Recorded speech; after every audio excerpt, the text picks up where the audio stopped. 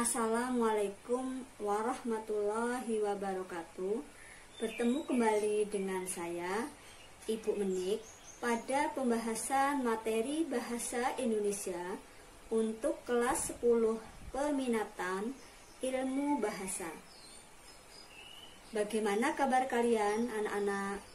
Mudah-mudahan dimanapun kalian berada selalu dalam keadaan sehat. Alhamdulillah, ibu dan keluarga juga dalam keadaan sehat walafiat, tidak kurang suatu apapun. Anak-anak sekalian, kita harus mensyukuri nikmat Allah Subhanahu wa Ta'ala, yaitu nikmat kesehatan dan nikmat waktu luang. Kenapa? Karena dengan dua nikmat itu kita masih bisa beraktivitas seperti pada saat ini, bisa belajar, menuntut ilmu, agar pengetahuan dan wawasan kita bisa lebih luas dan berkembang. Seperti hadis yang diriwayatkan oleh Bukhari Muslim, dua nikmat kebanyakan manusia tertipu akan keduanya, yaitu nikmat kesehatan dan nikmat waktu luang. Baiklah anak-anak, pada kesempatan kali ini materi kita adalah sikap positif terhadap bahasa Indonesia. Pada materi yang lalu, kalian sudah memahami tentang hakikat dan ragam bahasa Indonesia. Kalian sudah mengetahui apa itu ragam bahasa Indonesia dan contoh-contohnya. Berikut ini ada sebuah video singkat yang nanti bisa kalian analisis tentang ragam bahasa yang ada pada dialog video tersebut, mungkin dalam tingkat kata maupun kalimat. Kecuali itu, ada materi tentang sikap positif terhadap bahasa Indonesia. Silahkan kalian simak, mudah-mudahan nanti kalian bisa mengerti dan memahaminya. Silahkan kalian menyimak.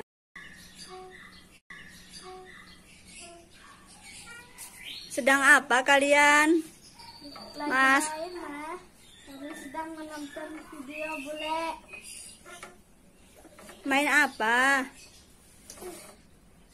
Rahasia. Apa? Video IPA dari Ustazah bule. Ah, yang benar. Tius. Pengembangan materi bab 1. Sikap positif terhadap bahasa Indonesia. Meliputi pembahasan A. Latar belakang, B. Definisi sikap bahasa, C. Indikator sikap bahasa, D. Sikap dan kemampuan bahasa, E. Sikap kita sebagai pemakai bahasa.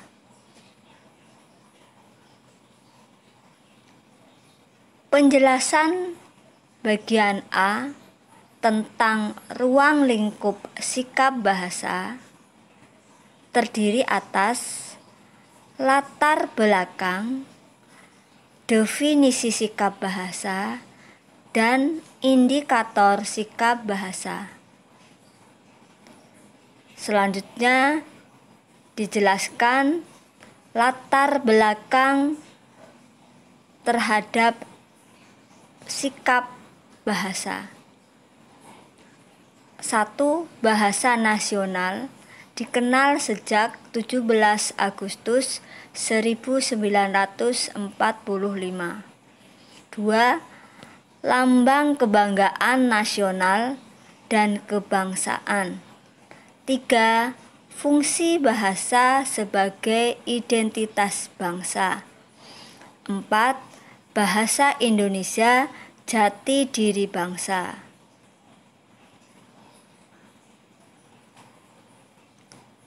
Definisi sikap bahasa.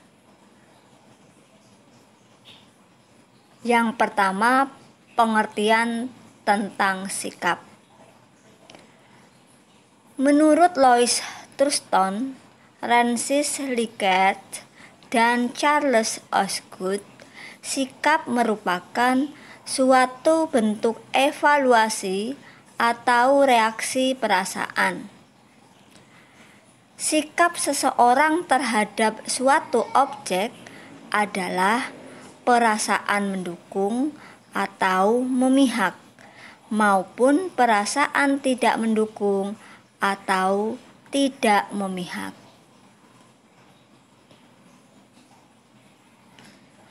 Pembahasan sikap meliputi faktor pembentuk sikap dan fungsi sikap. Dalam hal ini anak-anak, sikap kita terhadap bahasa Indonesia. Faktor pembentuk sikap terhadap bahasa Indonesia: 1. Pengalaman pribadi. 2.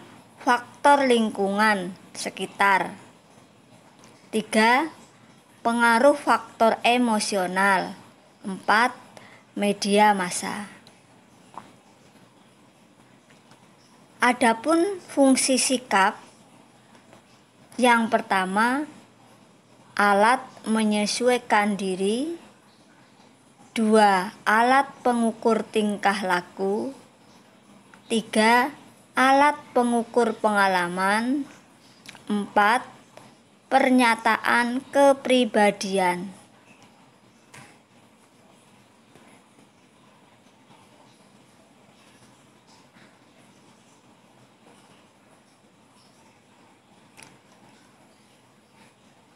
Sikap bahasa.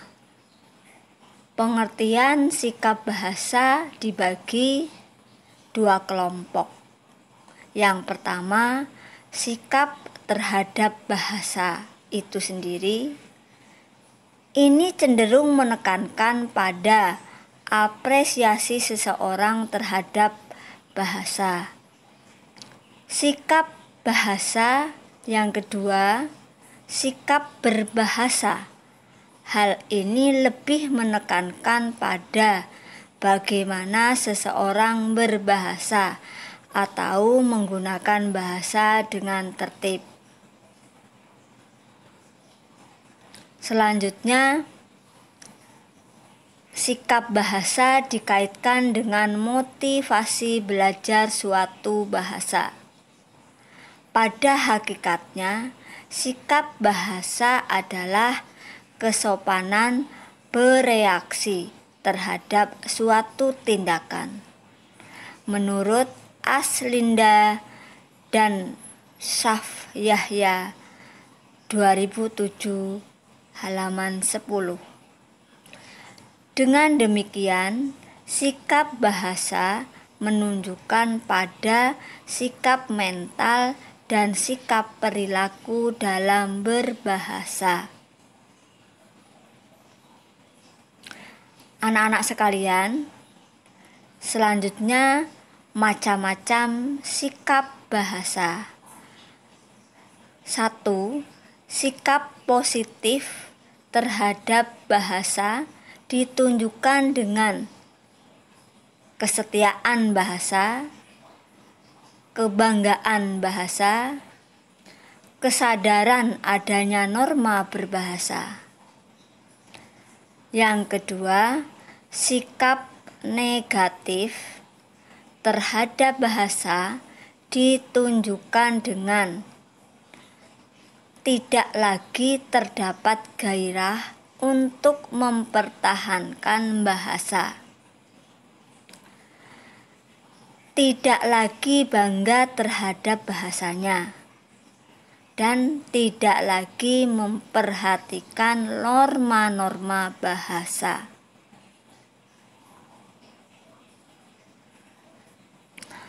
Adapun indikator sikap bahasa. Indikator sikap positif bahasa sikap yang diperlukan dalam mendukung kemantapan suatu bahasa, yaitu sikap yang positif terhadap suatu bahasa manakala derajat kecenderungannya meningkat dengan skala tinggi terhadap bahasanya. Perilakunya mencerminkan rasa tanggung jawab, rasa memiliki dan berkemauan membina dan mengembangkan bahasa yang diwarnai oleh sikap menghormati dan memiliki bahasa. Adapun indikator sikap negatif terhadap bahasa, maksudnya sikap ini akan menyebabkan orang kurang peduli terhadap pembinaan dan pelestarian bahasa. Mereka menjadi tidak bangga memakai bahasa sendiri sebagai penanda jati diri, bahkan merasa malu. Dalam keadaan demikian, orang mudah beralih bahasa. Biasanya dalam masyarakat bilingual atau multilingual terjadi pindah bahasa ke yang lebih bergengsi dan lebih menjamin memperoleh kesempatan di sektor modern. Sikap dan kemampuan bahasa merupakan peringkat kedudukan bahasa secara nasional. 1. Bahasa Indonesia. 2. Bahasa daerah. 3. Bahasa asing. Di antara 3 peringkat sikap dan kemampuan bahasa tersebut, sebagian besar orang Indonesia lebih banyak menggunakan bahasa daerah daripada bahasa Indonesia. Banyak orang bersikap menggunakan bahasa asing daripada bahasa Indonesia. Penggunaan bahasa Inggris misalnya dalam kiat berbisnis tidak perlu dirisaukan.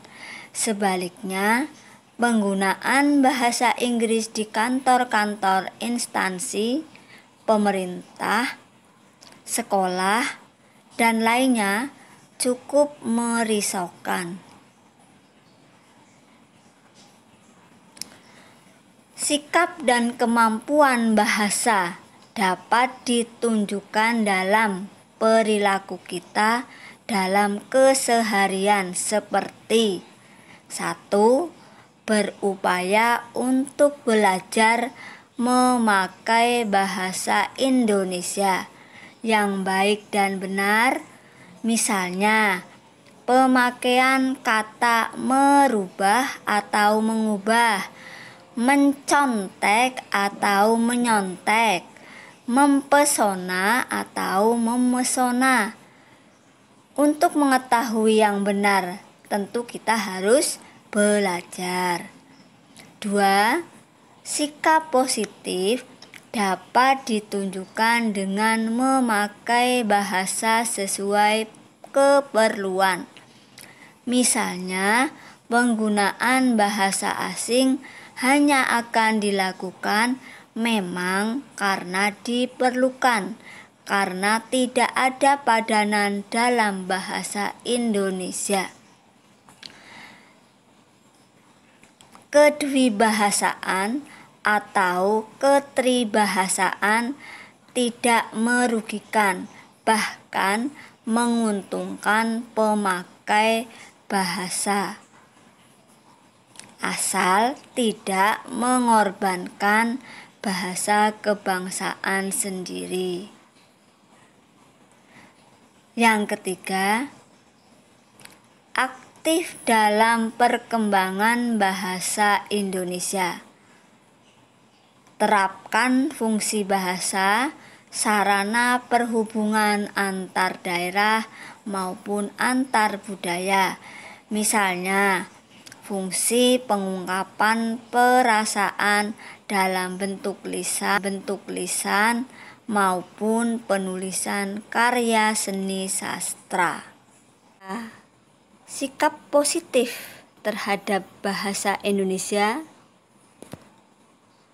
Bahasa Indonesia milik kita.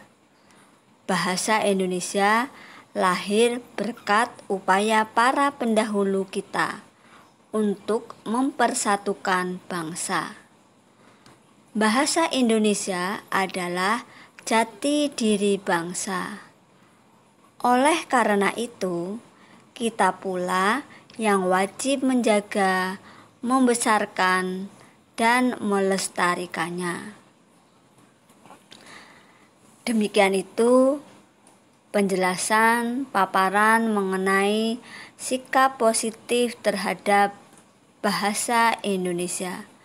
Mudah-mudahan kalian bisa mengerti dan memahami, dan selanjutnya kalian bisa menentukan sikap positif terhadap bahasa Indonesia dan merealisasikan pada kehidupan sehari-hari dalam berkomunikasi dengan orang lain. Sekian, Ibu tutup pertemuan pada materi kali ini dengan bacaan hamdalah. Alhamdulillahirabbil alamin.